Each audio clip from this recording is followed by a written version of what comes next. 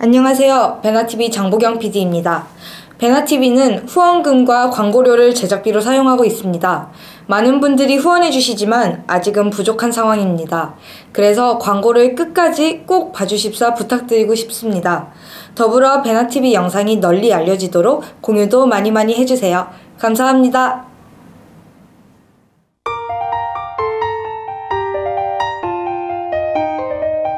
북한 수괴부를 몰락시키는 한 수 몰수 복수를 시작하겠습니다. 안녕하십니까?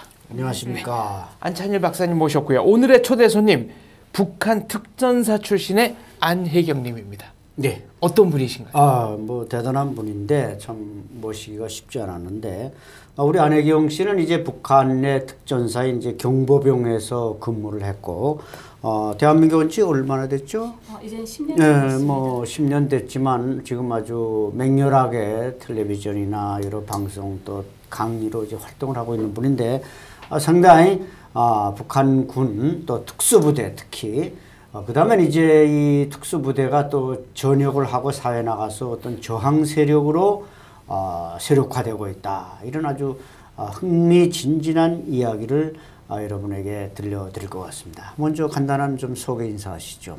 네, 안녕하세요. 안혜경입니다. 저는 2007년도에 탈북을 했고요. 북한에 있을 때는 군복무를 2군단 32 경보여단에서 군복무를 9년간 했었습니다. 그리고 제대 후에는 해령시 제1병원에서 구급 외과 간원으로 있다가 나중에 탈북하기 전에는 구급과라고 해서 대한민국에서는 응급실이라고 하죠. 거기서 수간호사로 활동을 하다가 탈북을 하게 됐습니다. 네, 그래서 아마 시청자 여러분께서 이제 그 특전사, 네. 우리의 특전사와 같은 경보병 여기에 대해서 상당히 그 관심이 많을 것 같은데 뭐 좀 아시는 분은 아시겠지만 우리 직접 거기서 9년간 북한 말로 이제 날고 뛴다, 아주 펄펄 난다 그런 말을 날고 뛴다 그러는데 날고 뛰던 우리 안혜경 씨한테서 우리 그 특전사 북한의 경보병이 어떤 부대인지 네. 좀 간략히 소개해 주시죠.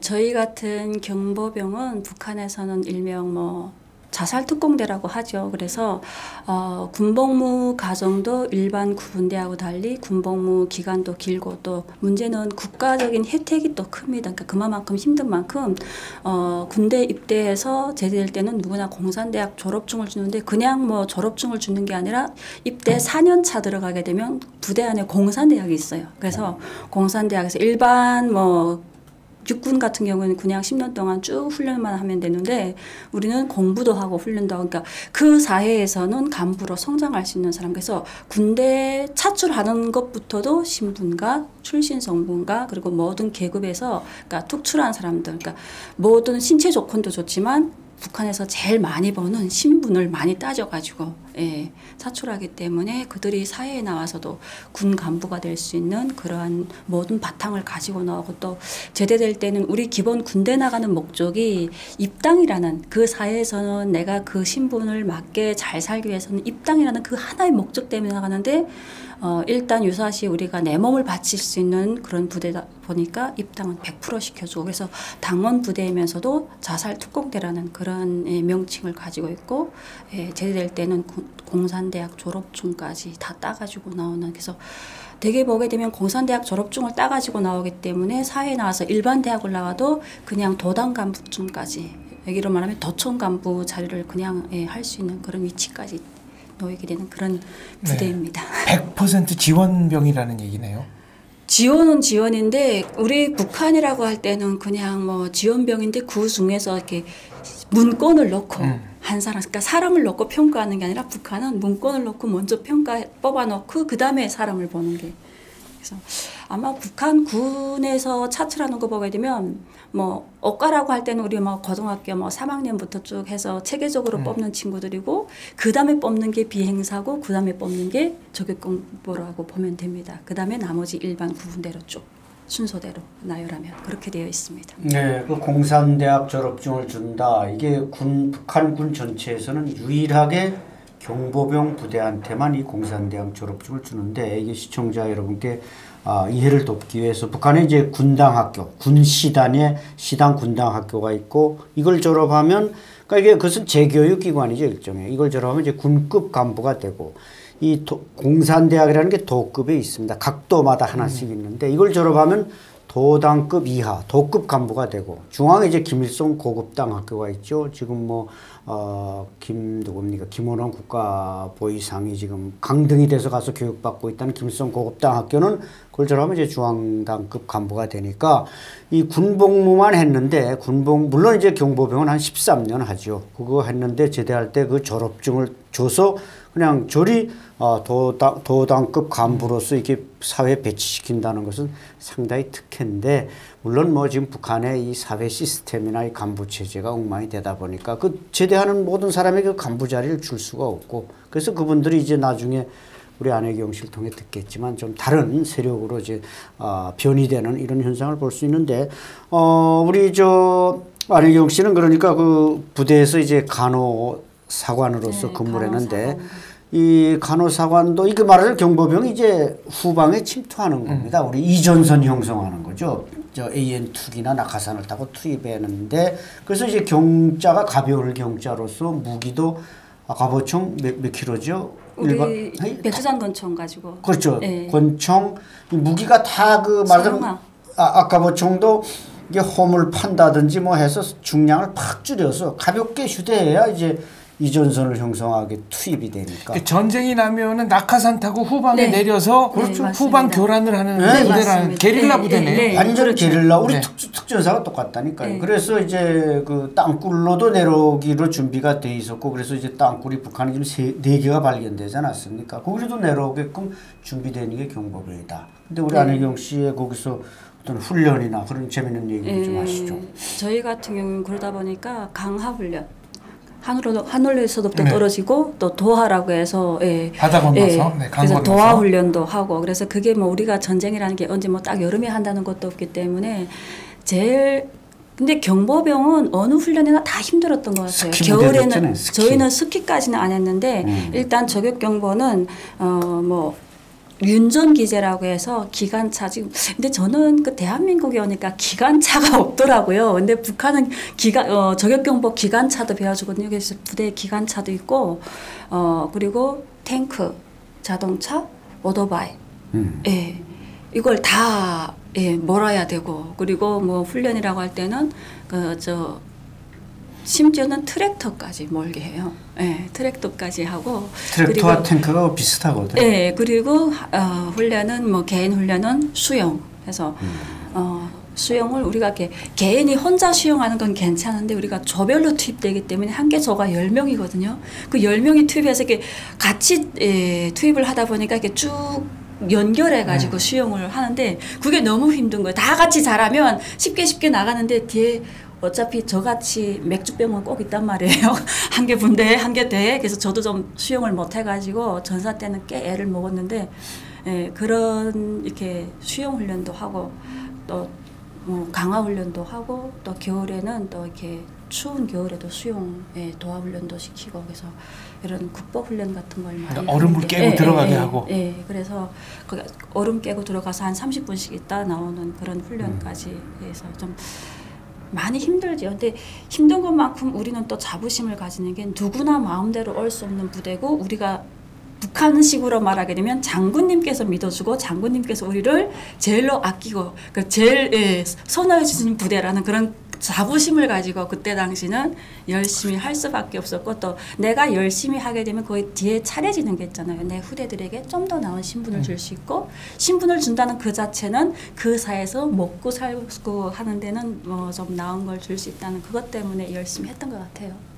그렇죠. 그래서 근데 이제 그 북한군에서는 이제 휴가가 없고 그러니까 뭐 저희 나하고 이제 9년 군복무 기간이 거의 같은데 난 물론 한 1위는 더 채우지 않고 왔습니다만은 이게 이제 그 여성을 볼 기회가 없습니다. 북한군은 그냥 군복을 입어버리면 산골짜기에 들어가서 그냥 계속 이게 그냥 뭐 말하자면 이제 혼자 뭐 격리 생활을 격리된 거죠. 사회화 격리됐는데 경보병도 아마 뭐 이게 천리행군도 하고 그런 거 하는데 여군의 상당히 그 인기 그거에 대해서도 좀 뭔가 재밌는 얘기가 많을 것 같아요. 인기가 여기 뭐 걸그룹만큼이나 인기가 그렇죠, 뭐 그렇죠. 하늘에 찌르죠. 그래서 특히 저격경보는 어느 우리가 훈련을 하게 되면 무력부 훈련하게 되면 각 군단 저격경보가 다 모이거든요. 근데 저격경보 하는 그 자체는 남자들도 그렇지만 그 여자들이 그 부대의 얼굴인 거예요. 어떤 여자들 어떻게 출출한 여자를 갖다 놓는가에 따라 그 부대에 그래서 저희 군에서도 거의 키가 다 컸고 그래서 항상 무력부 종합훈련 모이게 되면 아, 이 군단 애들 꽤 멋있다 이럴 정도로 그러니까 또 저희 전투원들도 또 거기에 긍지감을 가지죠. 아, 우리 부대 여성들이 제일 멋있구나 이러면서 그래서 참 인기가 많았었어요. 그래서 군인들은 여자를 볼 수 있는 기회가 종합훈련 나간다든가 아니면 내가 훈련 받다가 아파서 병원에 입원을 했을 때 그때만 보니까 어떤 친구들은 막 여자를 좀 더 보려고 우야 막 산에서 떨어져 갖고 훈련하다가 일부러 떨어져서 병원에 입원해서 산에서 떨어지면 부러지는 거 아니에요? 네, 그래가지고는 또 이렇게 치료해주게 되면 치료도 잘 안 받아요. 좀 더 오래 있고 싶어서. 빨리 나오면 부대 복귀해야 되니까. 그래서 참 여자들이 인기가 많았던 것 같아요. 간호사관이셨으니까 그러면은 종합검진 같은 거 할 때도 부대 나갈 거 아닙니까? 네네. 그때는 이제 12월 1일부터 북한이 이제 전투성지훈련이라고 해서 새학년도 정치성지훈련 들어가거든요. 그러면 그때는 나가 있던 부대가 다 부대 안에 들어와서 한 달 동안 딱 교육받고 그다음에 이제 1월 한 5일부터 6일 사이에 그다음에 또 부대별로 나가서 훈련을 하거든요. 야외 훈련 들어가거든요.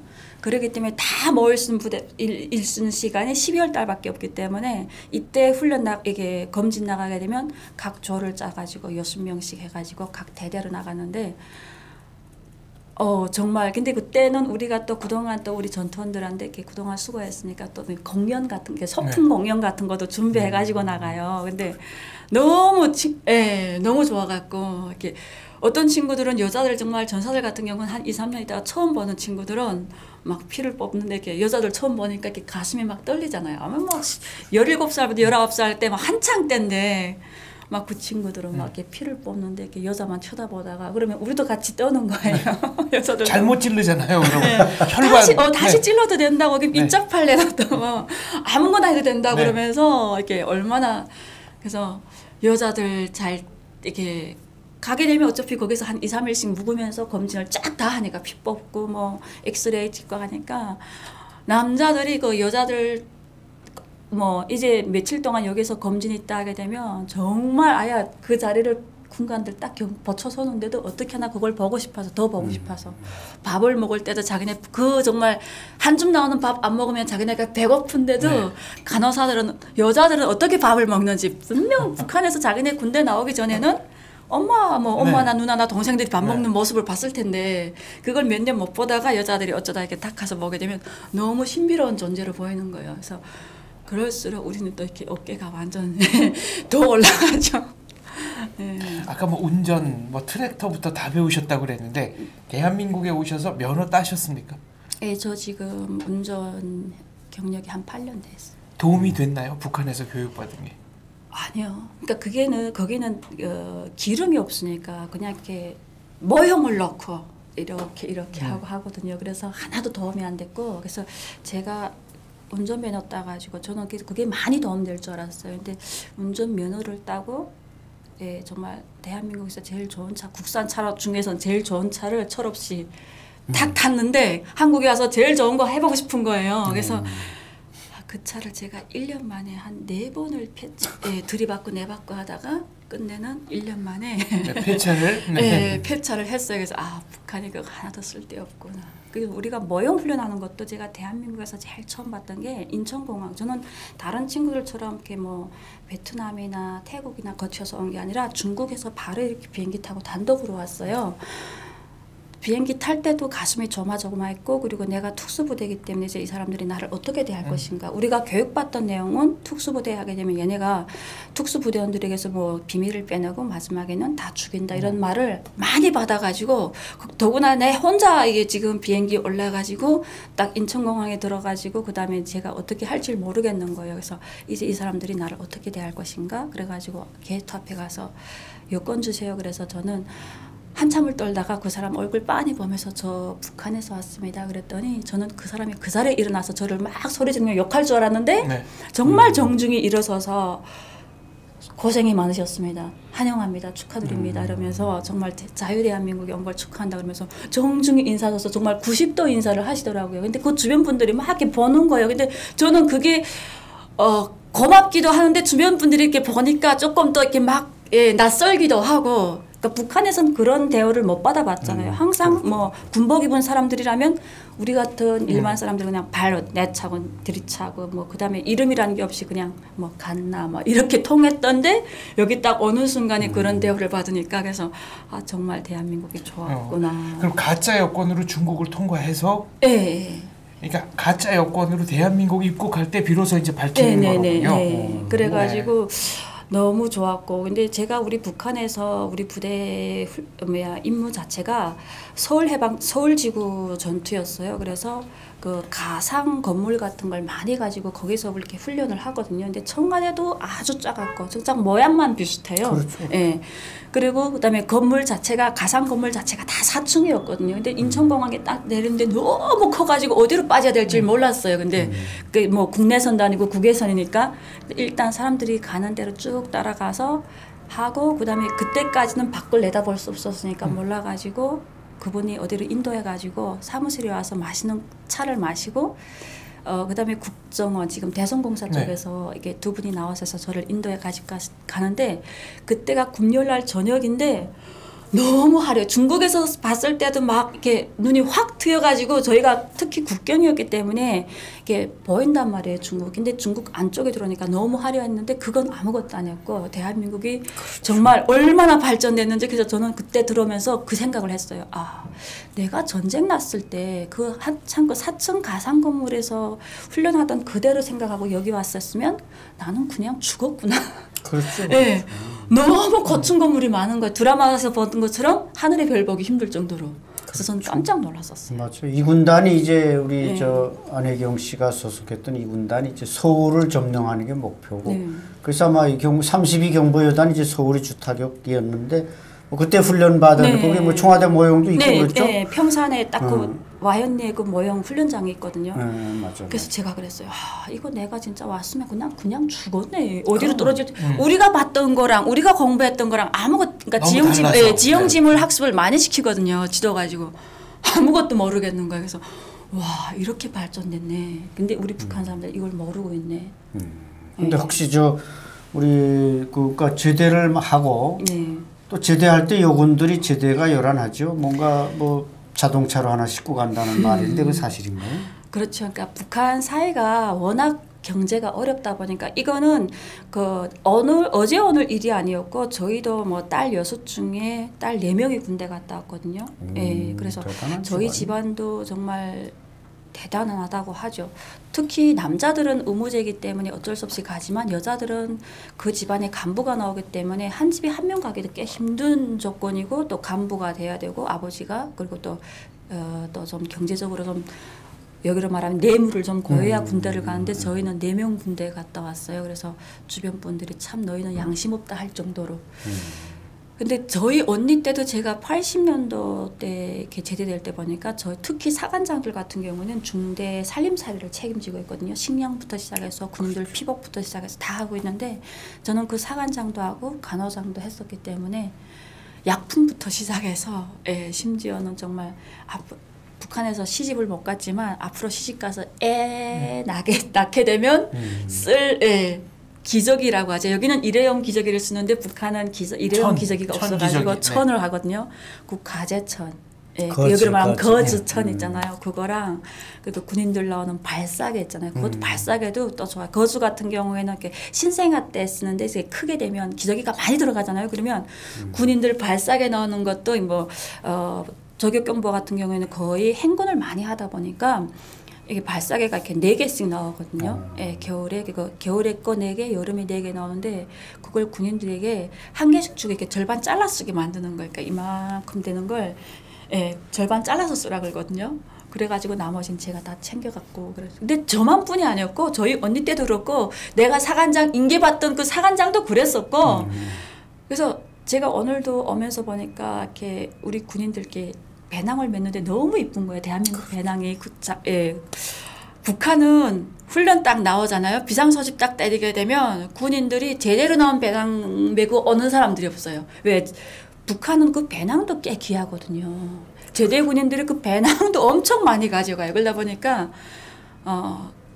마다라스 있잖아요. 마다라스 이렇게 까는 거. 여기만 매트리스 껍데기가 북한군은 다 이렇게 군복 색깔로 만들어요. 그걸로 자체적 그러니까 부대에 이렇게 비상소집해야 되는데 군인들이 이건 메고 나와야 되잖아요. 그러니까 그걸로 막 만들어가지고 규정 배낭 메고 나오는 사람들 별로 없어요. 먼저 가는 사람들이 다 가지고 가다 보니까. 그래서 그 배낭도 솔직히 10년 동안 입대할 때 하나 받은 게 끝이거든요. 배낭을 하나 가지고 10년을 써야 돼요. 예, 네, 그럴 정도로 다 귀해요. 그러다 보니까 뭐 전사들 들어오게 되면 그러니까 전사 때 새 배낭, 그러니까 입대하면서 가지고 오는 게 새 배낭인데 그거부터 시작해서 사관장들이 그걸 챙겨가지고. 예. 그래서 넘어오게 된 동기는 혹시 이게 고향으로 이렇게 간 거죠? 네, 전역에서. 가서 이제 민간 생활 시작하면서 병원에 배치받았나요? 네, 병원에 배치받았죠. 언제 딱 이거 떠나야 되겠다 북한은. 네, 그래서 병원에 배치받아가지고 저희 같은 경우에는 공산대학 졸업증을 주잖아요. 그리고 그렇죠. 저는 그때 당시 북한은 그때 우리 때 남자 13년 여자 10년 되면서 제가 원래 23살에 와야 되는데 25살에 왔단 말이에요. 그래서 대학을 청진의학대학을 통신으로 받았어요. 그래가지고 통신대학을 그 해 딱 시험 치러 갔는데 저는 그냥 제대군이기 때문에 옛날엔 제대군인들 100% 대학에서 받아줬거든요. 그렇죠. 그렇게 생각하고 딱 갔는데 첫 해 시험에 떨어졌어요. 근데 내 다른 친구는 시험을 안 쳤는데 가서 붙었더라고요. 통지서가 온 거예요. 그래서 내가 야 너는 시험도 안 쳤는데 어떻게 붙었어? 나는 가서 그래도 문제라도 썼는데 솔직히 우리가 17살에 편대 딱 넣고 가서 10년 동안 훈련하고 오게 되면 아무것도 모른단 말이에요. 인수분해도 몰라요. 근데 가는 시험도 안 쳤는데 합격 통지서가 왔어요. 그래서 내가 너 어떻게 했어? 그랬더니 걔는 아버지가 농사를 짓는데 쌀 한 배낭을 가지고 와서 학부장한테 갖다 보였대요. 그래갖고 그 해 입학 통지서를 받은 거예요. 그래서 난 그 해 떨어졌잖아요. 그래서 그 다음에 나도 결심 품고 엄마한테 돈을 달라고 그랬어요. 그때 당시는 3,000원이면 시장경제 들어가기 전이니까 한 3,000원이면 시집을 여자 하나 시집 보낸다고 했거든요. 저희 아버지 월급이 148원 받을 때니까 엄청 많이 받는 거였거든요. 제가 전역 딱 했을 때 월급이 78원이었어요. 근데 제가 엄마한테 모아놓은 돈 10,000원을 달라고 그랬어요. 왜 그러냐 그래서 내 국어 갖다 바치고 대학 간다고. 그래서 그 다음에 그걸 딱 갖다 주니까 그냥 시험 문제만 썼는데 이렇게 시험 등수 쫙 나오잖아요. 1등이 아니고 두 번째 제 이름이 있는 거예요. 너무 창피했어요. 10,000원 주고 두 번째 시험에 올라가 있으니까. 그래가지고 대학을 4년까지 다녔죠. 근데 그 과정에 시장경제 체계에 들어서면서 사회생활을 하게 되면서 정말 처음에는 국가가 하라는 대로 당원이기 때문에 그리고 공산대학까지 나온 사람이 대중 앞에 나가서 선전하는 사람이 장사라는 걸 못하겠더라고요.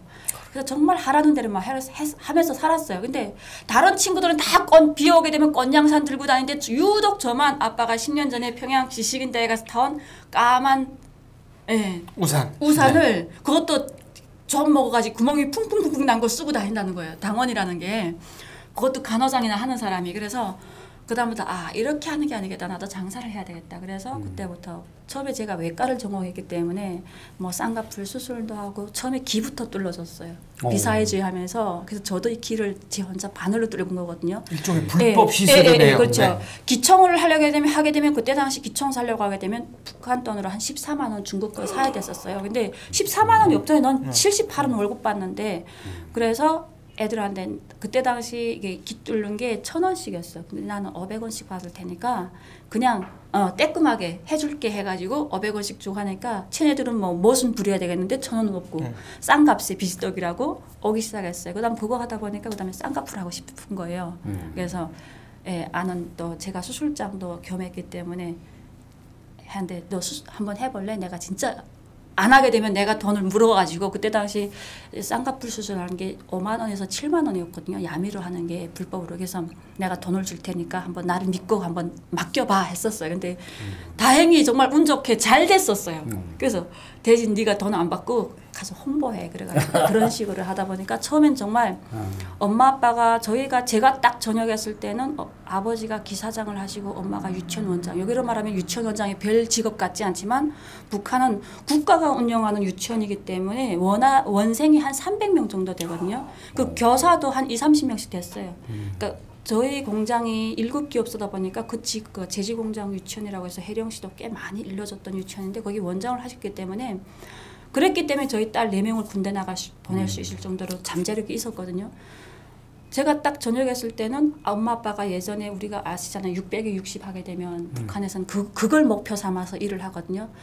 600에 60 한다고 할 때는 여기서처럼 뭐 내가 정말 공무원 생활 열심히 하게 되면 공무원 연금을 받는 게 아니라 북한은 17살에 국가를 위해서 큰 공을 세워도 600에 60 먹을 수 있는 훈장을 줘요. 그러니까 훈장 개수에 따라서 그 사람이 정년이 보장되는가 그건데 저희 엄마 아빠도 그걸 600에 60은 뭡니까? 그것도 설명을 살짝 해줘야죠. 네, 600에 60이라는 게 600g을 말하는 거예요. 네, 쌀 600g. 그러니까 퇴직해서도 국가가 그때 당시는 배급을 줄 때니까 우리가 일하는 사람은 700g을 받아요. 그러니까 뭐 학생들은 500g, 초등학생은 300g 이런 식으로. 일 안 하는 사람은 300g. 그런데 우리가 일을 열심히 해서 훈장을 많이 받게 되면 퇴직해서도 국가가 600에다가 돈 60원을 준다는 거예요.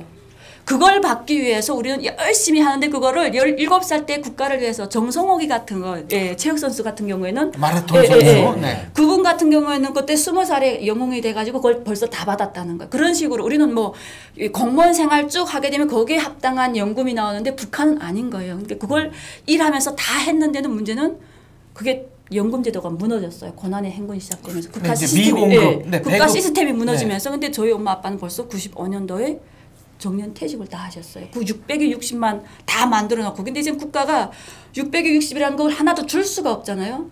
제가 왔을 때는 제가 군대 갈 때는 정말 집이 잘 살았는데 딱 집에 99년도에 오니까 정말 도적이 들어와서 이렇게 휘둘러도 가져갈 게 없는 거예요. 제가 10월 1일 날 8월 14일 날 제대돼 가지고 16일 만에 집에 도착했어요. 기차가 안 다니다 보니까 완전 꽃제비 같이 왔죠. 이거 물건은 이미 전에 집에 다 보냈었고 근데 그거라도 팔아야 되는데 저희 엄마는 그러니까 딸이 그래도 그동안 고생해서 더러운 거라고 고생해서 모은 거라고 다치진 않고 있었더라고요. 근데 옷을 10월 1일 날 병원에 출근을 해야 되는데 옷을 입힐 수가 없었어요. 하나도 준비 안 해놨더라고요. 그러니까 저는 또 부모님을 막 원망했어요.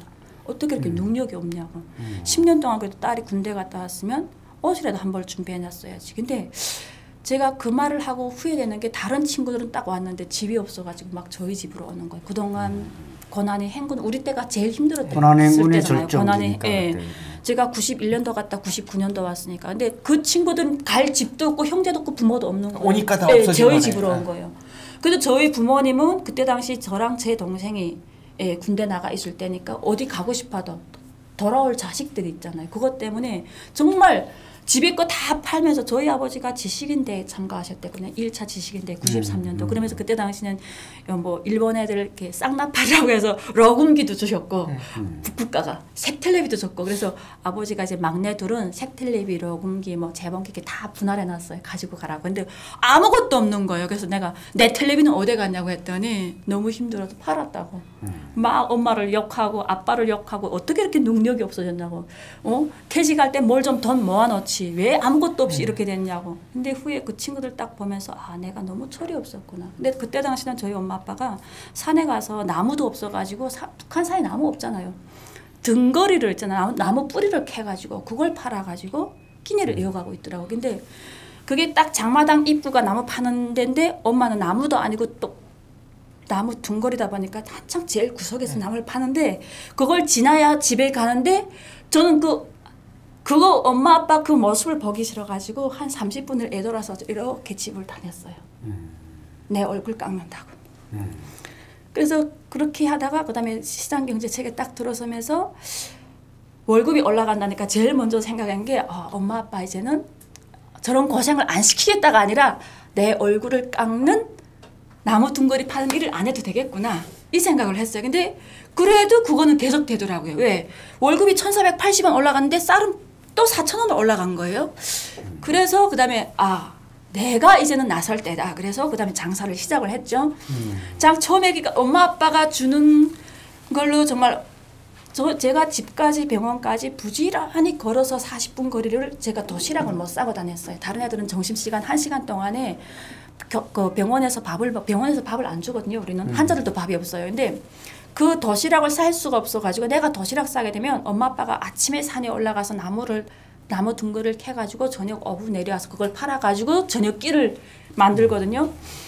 내가 도시락 싸게 되면 엄마 아빠가 도시락을 그 죽이라도 못 싸고 싸지 못하고 산에 가서 하루 종일 나무 뿌리를 캐야 되는 거예요. 그래서 도시락도 못 싸고 그 40분 거리를 점심시간 딱 1시간 주는데 계속 걸어 다녔어요. 왔다 갔다 하면서. 그렇게 하다가 그다음에 불법이라는 걸 배우면서 시술을 하기 시작하다가 처음에는 정말 내가 대한민국 드라마 볼 생각을 못했어요. 다른 친구들 막 얘기하게 되면 어느 별나라 얘기를 하는 것 같이 열심히 경청을 했거든요.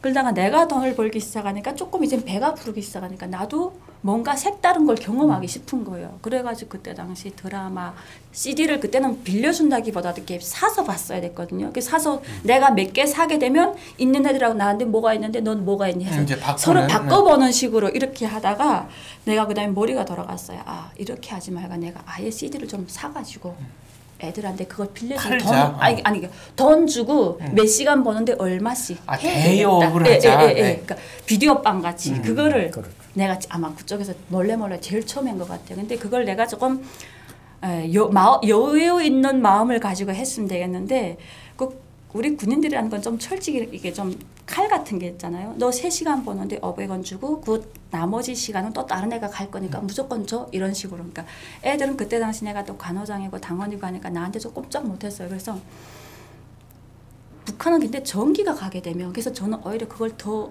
쾌락을 느꼈어요. 전기 가게 되면 내가 빌려간 시간이 한창보다 전기 가잖아요. 그러면 다른 애는 3시간 기다렸다가 그걸 간이 앞에가 문 두드려요. 나 이제부터 이 시간은 내 거라고 그러면서 찾아간단 말이에요. 그러면 못 봤던 애는 다음날 아침 나한테 와서 언니 나 그 시간에 전기가 가서 못 봤는데 오늘 또 빌려줄 수 없어? 다시 돈. 언니 나 돈 어제 냈잖아. 근데 못 봤다고 그러면 그건 내 사정이 아니지. 그건 배전부장 사정이지. 배전부장이 전기 딸리니까 전기 건데 왜 나한테 그래? 좀 너무 악독하게 말한 거예요. 근데 그런 식으로 돈을 벌기 시작하다 보니까 너무 재밌고 그러다가 종당에는 북한에선 꼬리 걸면 잡히잖아요. 그래가지고 그게 딱 터지면서 퇴학당하게 된 거예요. 95년도 11월에. 네, 당원이면서 그래가지고 그때 아마 북한의 5.18 상무라고 나오면서 500일 상무 비사회주의 그룹바가 나오면서 그게 제일 스타트 걸린 거죠. 근데 그때 당시는 저희 언니가 또 시당에서 그 500일 상무 여성의 부분을 담당하고 있었어요. 그래서 언니 힘도 좀 빌었었고 그래가지고 처음에는 언니가 감옥에 들어가 있는 걸 빼줬어요. 내가 그동안 번 돈도 있고 내가 또 그 돈 가지고 내 혼자 산 게 아니라 북한은 간부라고 해서 간부들도 딱 월급 주는데 월급이 그때 당시 우리 언니가 한 2,300원 타는데 쌀은 4,000원이란 말이에요.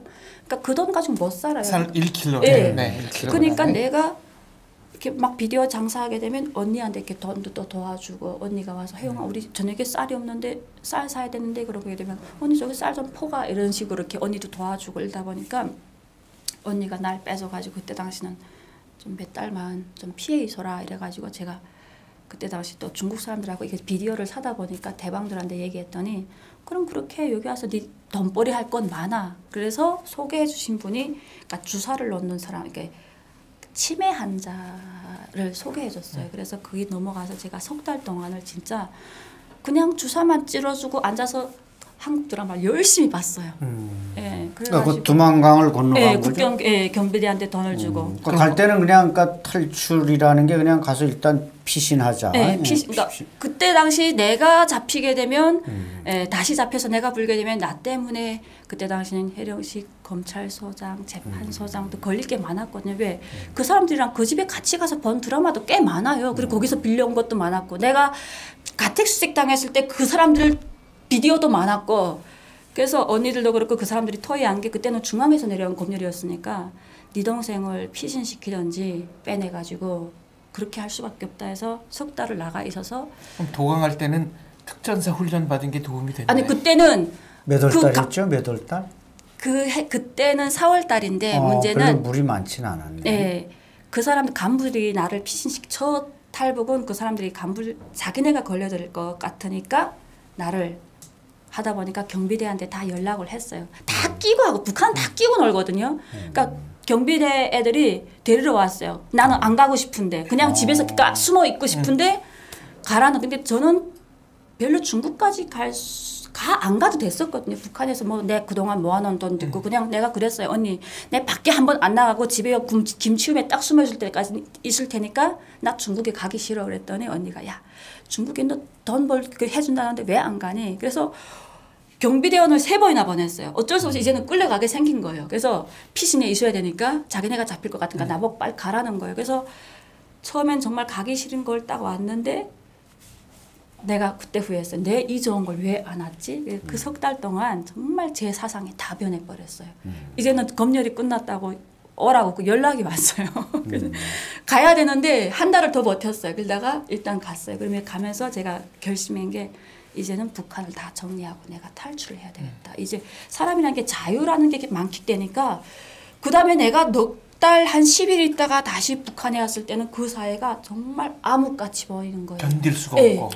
앞에 보이는 사람들이 정말 다 수심에 잠겨있고 사람답게 사는 사람이 한 명도 없고 인간 같은 사람이 한 명도 없는 거예요. 왜 이 사람들은 이렇게 살지? 나는 자유라는 걸 만끽했잖아요. 그러면서 내가 지금까지 이 사회를 위해서 뭐를 했지? 32살까지. 너무. 그 다음에 제가 탈출을 시도할 때는 그게 발각이 돼가지고 다시 또 잡혀가지고 그 다음에는 특전사 때 발휘했던 3층 옥상에서 뛰어내려가지고 열심히 그래서 그때 그 다음에 탈출할 때는 3월 달이었거든요. 3월 제가 10날에 탈출해가지고 11일 날 새벽에 넘었어요. 강을. 진짜 그때는 정말 그 TV에서 나오는 것처럼 총 팡팡팡팡팡 쫓기면서 벌거에서 탈출을 하다 보니까 그래가지고 탈출을 했죠. 그래서 그때 당시는 다 저희 가족들이 이제 자는 죽었다. 그래서 저는 아마 이제 범이 되게 되면 북한은 두만강에서 죽게 되면 이렇게 얼어 밑으로 다 깔렸다가 이제 물이 끓게 되면 그게 쭉 해서 동해하고 같이 겹치는 데가 있어요. 그럼 거기 소용돌이 되는데 거기 이렇게 구물망을 했거든요. 거기에 시체가 엄청 쌓여요. 이제 범 되게 되면 아마 그쪽에서 이렇게 나오게 되면 연락이 올 것이다. 언니들이 그렇게 생각을 했었는데 그에 제가 대한민국까지 와서 연락을 했을 때는 언니가 너 어디냐? 그래서 언니 나 여기 그쪽에서는 한국이라면 잘 모르니까 남조선 그랬더니 미쳤냐고 빨리 오라고. 잡히기 전에 빨리 오라고. 아직까지 그러니까 내가 전화를 했을 때는 잡히지 않았으니까 자기네랑 통화했는데 그래서 브로커를 통해서 연락을 해가지고 했더니 잡히기 전에 국정원이 잡히기 전에 국정원이란 말도 안 하고 안기부 잡히기 전에 빨리 오라고. 그때는 이미 다 이제 조사 마치고 사회에 나왔을 때인데. 그러니까 그때는 뭐 1년 동안 열심히 벌어가지고 내 가족들에게 돈을 보내줘 지원을 해주려고 연락을 했는데 언니가 잡히기 전에 빨리 오라고 이러면서 그래서 내가 언니 우리가 그동안 또 얘기했죠. 내가 잘못된 사유고 언니가 그렇게 저희 셋째 언니 같은 경우에도 군대 802 훈련소 강원도에서 고산에서 군복무를 했거든요. 언니가 제대되면서 시집갈 때 그랬어요. 언니 남자 어떤 남자 만나고 해서 북한은 뭐 연애라는 게 그때만 해도 별로 없었어. 지금은 한국 드라마를 많이 보면서 이제 남녀 간의 연애라는 거 생활도 생겼는데 그때는 연애 없이 그냥 중매로 이렇게 시집갈 때니까 물어봤어요. 엄마랑 이렇게 저녁에 언니 제대된다면 너는 어떤 남자 좋니? 그랬더니 저희 언니가 하는 말이 뭔지 알았어요. 나는 계란을 한 판 대기. 근데 그때 당시 저희 엄마 아빠도 8호 공급이라고 해서 이렇게 간부들 한 달에 한 번씩 공급받는 게 있었거든요. 미공급 시기 전에는. 그래서 한 달에 한 번씩 계란 20알씩 받긴 했었어요. 근데 엄마가 그걸 안 먹이고 모았다가 계란 팔았어요. 예, 딸 6을 키우려고 하니까 그걸 먹으면 안 돼. 다른 노동자들은 그걸 못 사니까. 그러다 보니까 언니가 한다는 말이 그랬어요. 나는 시집갈 때 나한테 계란 한 판 대기 나를 통거 사줄 수 있는 사람이면 시집 간다고. 신랑감 자격이. 그래서 제가 전화할 때 그랬어요. 언니 계란 한 판 대기 시집 간다고 그랬잖아. 근데 여기는 내 월급 타게 되면 그 한 판 대기 아니라 한 차를 살 수가 있어. 한 자동차 살 수 있어. 그러니까 와 그때 당시는 또 이렇게 막 지금처럼 막 경계가 심하지 않을 때예요. 여기 돈으로 한 15만 원, 20만 원 주게 되니까 중국 돈 1,000원 주게 되면 경비대한테 주게 되면 중국으로 올 수 있었을 때였거든요. 그랬더니 저희 언니가 미쳤나고 이러면서 또 당원들이잖아요. 그래서 미쳤냐고 아직 이 사회를 모를 때니까 정확히 지금은 뭐 한국 드라마 너무 많이 보고 국경 쪽 보게 되면 제가 작년에 저희 가족들하고 이렇게 통화를 하면서 그러시더라고요. 저희 동생이 언니랑 같이 살고 싶어 한다고. 그러니까 누가 도청을 할까봐 한국 가겠다는 말은 못하고 큰 언니가 언니랑 같이 살고 싶어 해. 그래서 왜? 그랬더니 언니네 아들이 군대 갔다가 외아들이세요. 외아들인데 폐농양 진단 받아가지고 감정제대를 했더라고요. 근데 작년 봄에 저한테 한번 연락 왔었어요. 도와달라고. 그런데 제가 그때 당시에 너무 힘들고 저희 아들도 좀 많이 아팠거든요. 그래서 언니 몇 달만 기다려. 제가 돈 보내주는 시기가 다 고정되어 있으니까 몇 달만 기다려 했는데 11월 달에 제가 통화를 했을 때 언니가 오고 싶다는 거예요. 그래서 내가 아들이랑 같이 올라오게 되면 지금은 한 명 탈북하는데 돈이 한 1,200에서 1,500만 원 들거든요. 한국 돈으로. 그래서 어마어마한 돈이 생각 딱 X부터 저는 그때하고는 틀리니까 그래서 같이 오겠대? 그랬더니 동생이 하는 말이 걔가 죽었다고. 그 말 딱 듣는 순간 제가 너무 힘들었어요. 아 이거 이모가 조금만 도와줬으면 얘가 살지 않았을까. 그러니까 부대에서 제대 안 되고 아프다고 애를 데려가라 했대요. 그리고 다 완치시킨 다음에 다시 복귀시키라 했대요. 그러니까 그만큼 북한 군도 완전 열악하다는 거예요. 북한에서 군대에서 병 걸렸으면 군대에서 치료해야 되는데 다 죽어가는 애를 집에 보내가지고 완치되면 다시 복귀시키라고.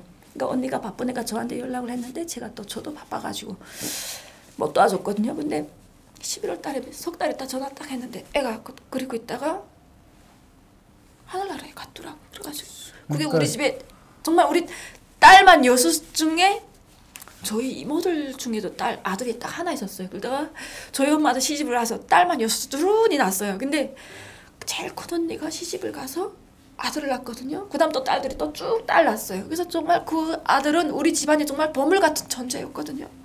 근데 걔가 글쎄 그러니까 군대를 보냈는데 이게 그거 잘 먹고 잘 입혀주면 병에 안 걸리죠. 근데 순전히 영양실조로 그 참 어떻게 보면 참 팔팔한 청춘이 가서 이렇게 죽어오고 뭐 병 들어오고 이런 일이 비일비재한데 참 그게 어떻게 되냐 했더니 집에서 죽었기 때문에 전사증도 못 받는데요. 그냥 그리고 전사증을 줘야 되는데 또 줘봤자 하지만 그래도 또 사람들이 그 종이장이라도 가지고 싶어가지고 그랬는데 그렇죠. 그래다 연락했더니 그냥 병사라고 하면서 전사증도 없이 그래서 아마 우리 언니가 그 사회에 대해서 이제 한멸을 느낀 것 같아요. 지금도 저희 언니는 그 북한 사회 당 요직에 있는데 그럼에도 불구하고 그런 생각을 하고 있다고 생각할 때 그래서 야 정말 너무하다는 생각이 막 들었어요. 그리고 제 조카한테 너무 미안하고. 그러니까 지금 많은 탈북민들이 참 이렇게 가족을 위해서 송금도 하고 그렇지만 그것도 이제 뭐 어떻게 보면 뭐 계속 보내줄 수도 없는 일이고 그래서 참 비극적인 일입니다. 그렇죠. 저 같은 경우에 또 거기 뭐 내가 혼자 나와 있고 형제가 5명이 있다 보니까 정말 제가 혼자 부담해야 되는 게 너무 많거든요. 근데 그러다 보니까 정말 그래서 저희 애 아빠도 그러더라고요. 다음은 몇십만 원을 또 보내줄 걸 그랬다고. 근데 그 몇십만 원 보내봐야 브로커비 떼고 나면 그렇죠. 얼마 안 되잖아요. 그래서 네. 좀 더 기다려가지고 그래도 이 약 목돈이 되면 거기서도 쓰기 괜찮을 것 같아서 저는 몇 달만 좀 기다려달라. 좀 더 모아가지고 이렇게 보내줄 거라고 생각을 했는데 그 석 달을 못 참고 애가 갔다고 하더라고요. 그래서 그게 제가 진짜 작년에 그거 12월 달은 그 말 듣고 제가 너무 힘들었던 것 같아요. 그렇죠. 참 안타까운 일. 그래서 지금도 언니랑은 연락은 하시죠? 네, 아무래도 경제적인 지원을 줘야 되니까 연락을 하고 있어요. 참 안타까운 일입니다. 그러니까 이게 참 북한에서 특수부대에 있었고 노동당원이고 공산대학을 졸업한 졸업증을 가지고 있고 이런 사람들이 사회 나와서는 풀뿌리를 캐야 하는 그런 상황이 되니까 북한 체제가 지금 어느 정도까지 무너지고 있는가 이걸 우리가 안혜경 씨를 통해 잘 알 수 있는데 그래서 이제 결국은 탈북을 했고 네. 그러면 언니랑 이런 분은 지금 오실 생각이 있나요? 한국으로 오고 싶어도 지금 또 돈이 없어 못 오는 겁니까? 그렇죠. 그래서 큰언니 같은 경우에는 지금 오겠다고 작년에 들었고 그래서 내가 지금 큰언니하고는 통화를 못했어요. 그래서 큰언니 근데 왜 안 왔어? 그랬더니 작년에 그 수해가 났잖아요. 근데 그렇죠. 그 수해 지역이 언니가 사는 동네예요. 근데 집이 이렇게 예, 강안인데 강안 두만강 딱 옆이에요. 그 동네가 싹 쓸어갔다고 하더라고요. 집수리 나왔는데 군인들도 나왔는데 군인들이 집수리 하는 게 아니라 그거 다 쓸어나간 거 얼마 안 되는 것도 뭐 훔치다가 팔려고 그래갖고 언니가 군인들 돈 안 받고 자기 돈으로 저걸 한다고 해서 언니들이 모아서 돈을 조금씩 보탰나 봐요. 그래서 사람 사가지고 자체 집을 이렇게 보수하다가 떨어져가지고 다리가 지금 골절돼가지고 그러니까 우리는 전화를 이렇게 집에서 하는 게 아니라 산 꼭대기에 올라와야 되니까 걷지를 못해가지고 못 올라왔다 그러더라고요. 그래서 언제쯤 그 깁스를 푸냐고 하니까 3월 달에 푸는데 그래서 알았다고 그러면 내가 3월 달에 언니하고 직접 통화해가지고 언니 의향을 듣고 싶다고 그러면 내가 여기서 빚내고 그래도 나는 데려와야 되겠다 이 생각. 왜 나 이제는 뭐 더 바랄 거 없잖아요. 그 사이에 뭐 아들도 없지. 그 함해를 느낄 만큼 느꼈기 때문에 그러니까 저희 언니도 원래 특수부대 출신이었어요. 군복무를 특수부대에서 했고 나이는 얼마나 됐죠 언니분이 지금? 저하고 딱 띠동갑이니까 지금 54살인데 그때 당시 아마 목남꽃 중대 하게 되면 다 아실 거예요. 알죠. 저희 언니도 목남꽃 중대에 있었어요. 그러다가 그게 해산되면서 이군단 군의소에 있었거든요. 그래서 제가 군대 갔을 때는 지금도 뭐 해령시 하게 되면 뭐 저희 언니 모르는 사람 없을 정도로 그렇고 제가 군대 갔을 때 제일 싫었던 게 그거였어요. 너는 언니가 정말 잘했는데 언니만큼 해야 된다는 그 말이 전 제일 싫었었어요. 누구누구 동생인데. 네, 누구누구 동생인데. 제가 군대 갔을 땐 대열부장부터 시작해서 정말 웬만한 간부들은 오래 있으니까 다 그 말을 할 때 누구의 동생이기 때문에 너는 잘해야 된다. 이 말이 제일 싫었던 것 같아요. 그렇게 저희 언니도 국가를 위해서 할 만큼 했고 또 사회 나와서도 뭐 교원대학 나오고 사대 나오고 해서 지금도 국가 요직에 있음에도 불구하고 그 정말 대한민국 같았으면 국가 요직에 있고 그 월급 가지고 내 자식 여긴 공부 다 시키잖아요. 그렇죠. 안 되는 거예요 거기는. 그러니까 그 자리를 유지하기 위해서 그 자리에서 내가 얼마만큼 불법을 하는가에 따라서 또 그 자리를 유지할 수 있거든요. 그래서 채군 들어와서 제가 탈북했음에도 불구하고 내 언니가 그 자리에 오래 있을 수밖에 없는 거는 북한도 그래요. 또 보여주는 사람들한테 다 숙청시키게 되면 주민들이 믿는 게 없잖아요. 그러니까 네 동생은 나라를 위해서 배반을 했을지 몰라도 제가 방송 활동하는 뭐 북한 사람들이 뭐 이만갑이나 모란봉 클럽 많이 본다고 하잖아요.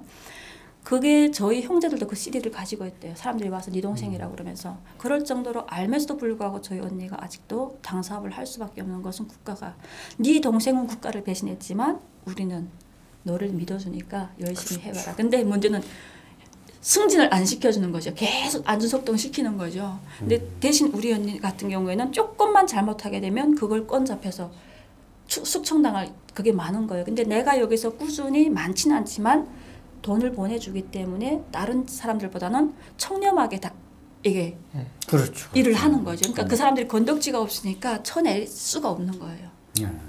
그렇게 되어 있더라고요. 참 우리 경보병 특전사 출신인데도 참 군복을 뽑고 나갔을 때 먹고 살기 어려웠고 또 언니 목남꽃 중대하면 참 그 70년대 80년대 이 특수부대 미녀 축복원의 그 상징이었는데 그런 그 언니가 결국 아들 하나 병에 걸렸는데 고쳐줄 수 없었다는 것. 북한 사회의 참담한 현실을 참 오늘 잘 들었습니다. 우리 정 박사님 어떻게 소감 어떠십니까? 이 늘 들어도 믿겨지지가 않는 이런 일인데요. 아무튼 다음 회차에서는 이 북한의 특수부대원들이 제대 후에 그러면 어떻게 생계 유지를 하는가 이 얘기도 좀 듣고 싶고요. 그 다음에 북한의 김씨 왕조, 김가 왕조를 어떻게 하면 하루빨리 몰락시킬 수 있는가 이 얘기도 좀 같이 나눴으면 좋겠습니다. 네, 오늘 어디 다음 시간 또 뵙겠지만 오늘 첫 시간 소감이 어떠신지 우리 안혜경 씨는? 저는 솔직히 저는 오늘 여기 이 자리에 나오기 전에도 그러니까 우리 작가님이 전화를 주시기 전까지 저는 이런 프로그램이 있는지 몰랐어요. 사실 저는 뭐 방송에서 뭐 이만갑이라든가 모란봉 클럽이라든가 이것으로만 우리 탈북자들이 방송 활동을 열심히 하고 북한사의 인권에 대해서 알리는 줄 알았는데 이렇게 좋은 프로그램이 있고 그래서 제가 어제 저녁에 이렇게 막 검색을 해보니까 정말 많은 분들이 구독을 하고 계시고 또 많은 지원도 해주고 계시고 정말 좋은 프로그램이더라고요. 그래서 이런 프로그램이 정말 많이 나와서 전 세계인들이 보고 있기 때문에 빨리 우리 북한 주민들이 인권과 그런 것을 세계에 알리는 그런 좋은 프로그램으로 더욱더 거듭났으면 좋겠습니다. 감사합니다. 몰수복수 이번 회차는 여기까지 하겠습니다. 감사합니다. 고맙습니다. 감사합니다. 베나TV는 정부기관 및 관련 단체의 후원을 받지 않습니다. 후원금을 받게 될 경우 출연 요청, 주제 선정 등 청탁을 할 수 있기 때문입니다. 그래서 베나TV는 정부기관 및 관련 단체의 후원을 받지 않습니다. 베나TV가 지속적으로 프로그램을 만들 수 있도록 시청자 여러분께 부탁 말씀 올립니다. 시청자 한 분이 한 달에 1,000원씩 후원해 주시는 111 캠페인 많이 도와주시기 바랍니다. 그리고 후원해 주시는 여러분들 감사합니다.